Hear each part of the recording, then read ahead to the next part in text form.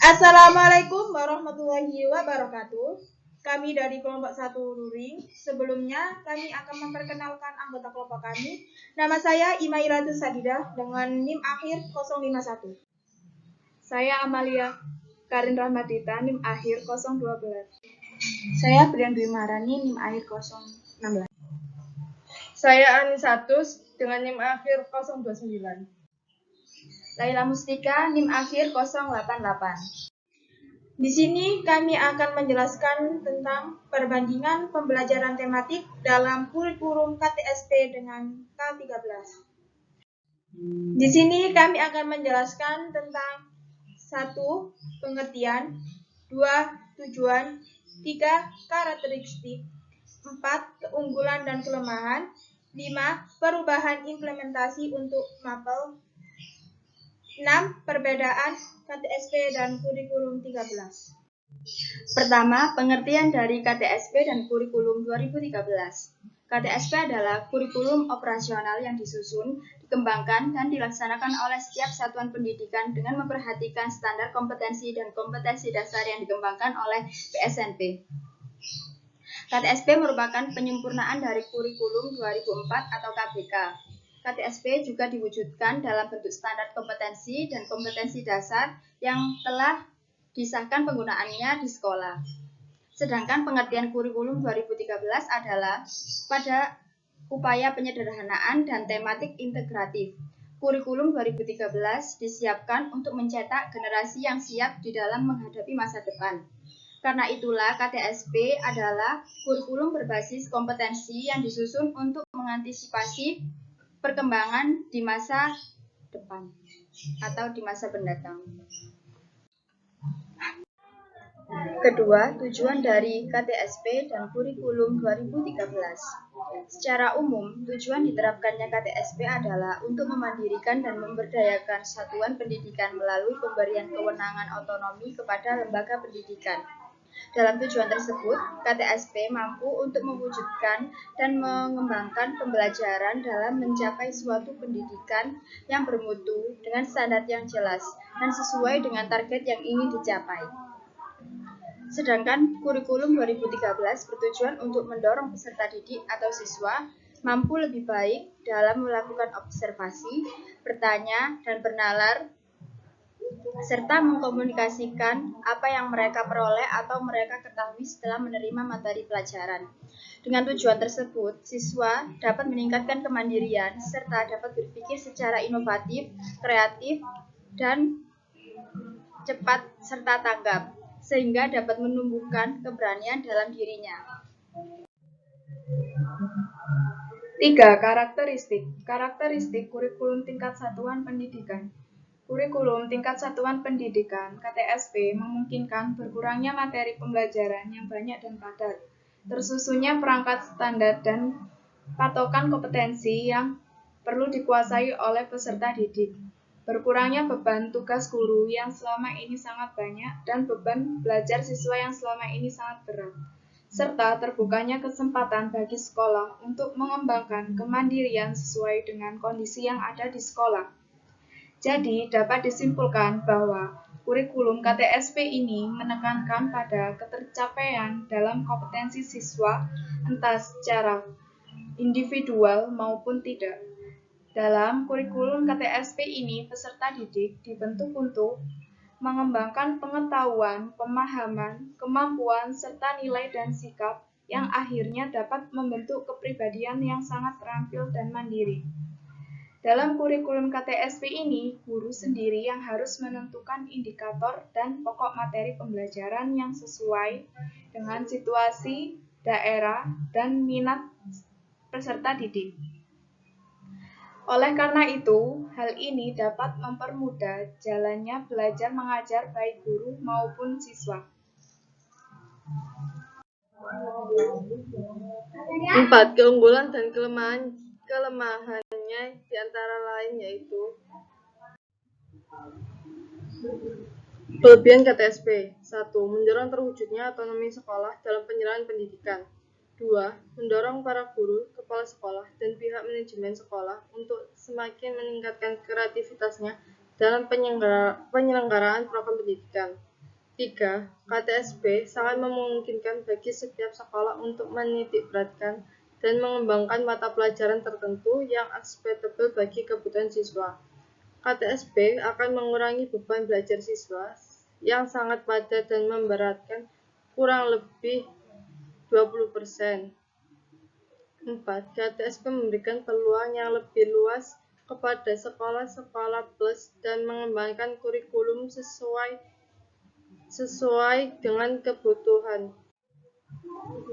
Kekurangan KTSP. 1. Kurangnya sumber daya manusia yang diharapkan mampu menjabarkan KTSP pada kebanyakan satuan pendidikan yang ada. 2. Kurangnya ketersediaan sarana dan prasarana pendukung sebagai kelengkapan. 3. Masih banyak guru yang belum memahami KTSP secara komprehensif baik konsep penyusunan maupun prakteknya di lapangan. 4. Penerapan KTSP merekomendasikan pengurangan jam pelajaran akan berdampak pada berkurangnya pendapatan guru.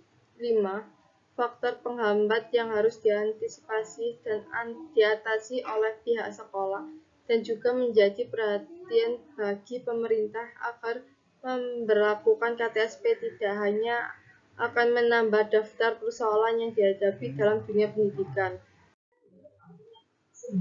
Kelebihan kurikulum 13. 1. Kurikulum 2013 menekankan pengembangan kompetensi pengetahuan, keterampilan, dan sikap peserta didik secara holistik.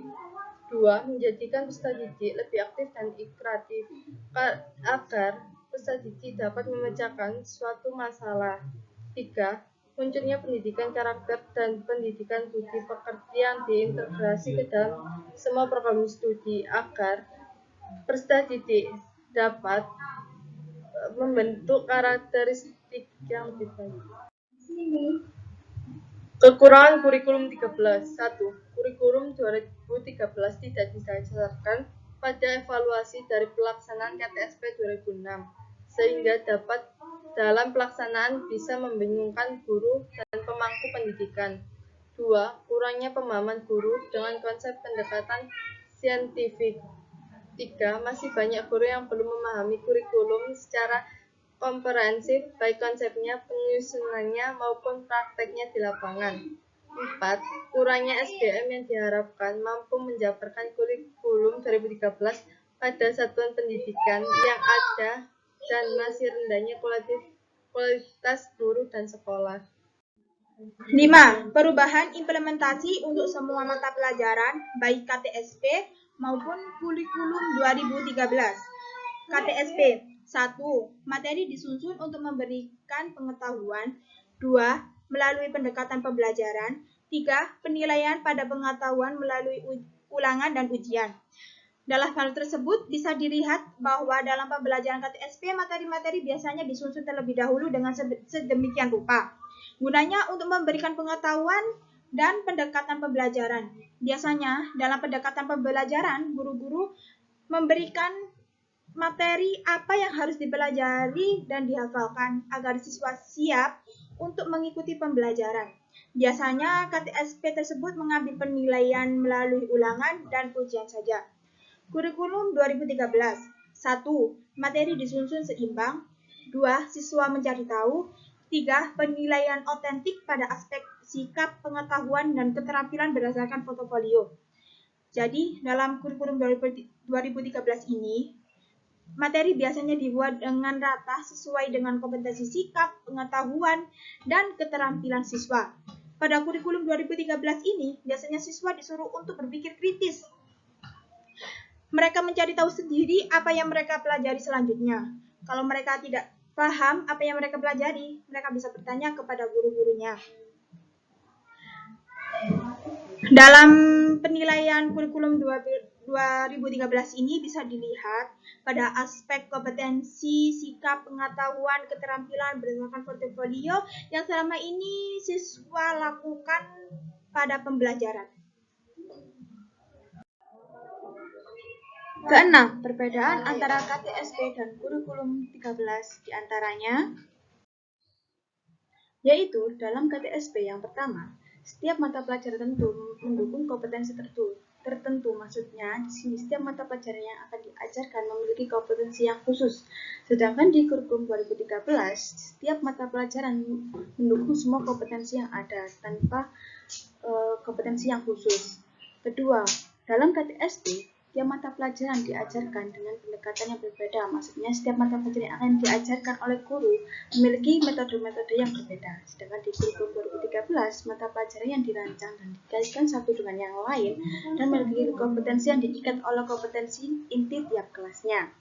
Yang ketiga, dalam KTSP, mata pelajaran dirancang berdiri sendiri dan memiliki kompetensi sendiri.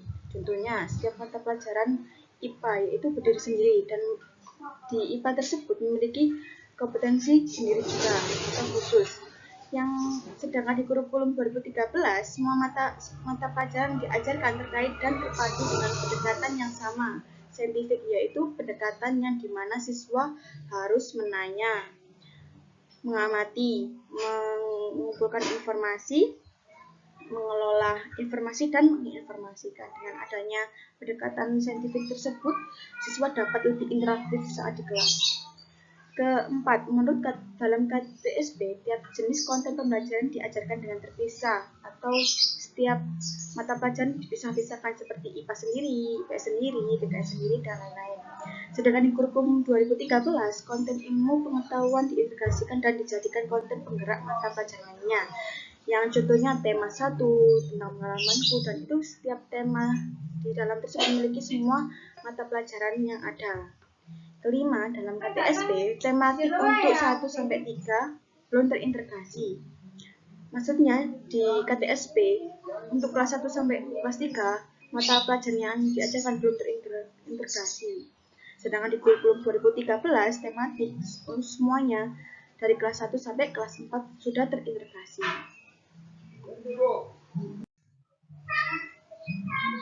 Berikut saya menjelaskan perbandingan pembelajaran KTSP dan kurikulum 2013. Di sebelah kiri saya ada gambar sebuah pembelajaran KTSP dan sebelah kanan saya ada gambar pembelajaran kurikulum 2013. Di setiap kurikulum yang ada di Indonesia ini seperti KTSP dan kurikulum 2013 ini memiliki perbedaan, yaitu yang dimana di KTSP pembelajaran guru yang lebih aktif dibandingkan siswa, sedangkan di kurikulum 2013 siswa harus lebih aktif, sedangkan guru yaitu dapat mendampingi siswa-siswanya untuk menjadi orang yang interaktif dan aktif dalam belajar agar mereka memiliki wawasan yang luas. Oleh karena itu, dengan adanya perbandingan pembelajaran KTSP dan kurikulum 13 di sekolah Indonesia, kita dapat lebih mengerti perbedaan antara KTSP dan kurikulum 13 dan lebih paham mengapa adanya perbedaan KTSP dan kurikulum 13. Sekian dari kelompok kami. Jika ada salah kata, mohon dimaafkan. Wassalamualaikum warahmatullahi wabarakatuh.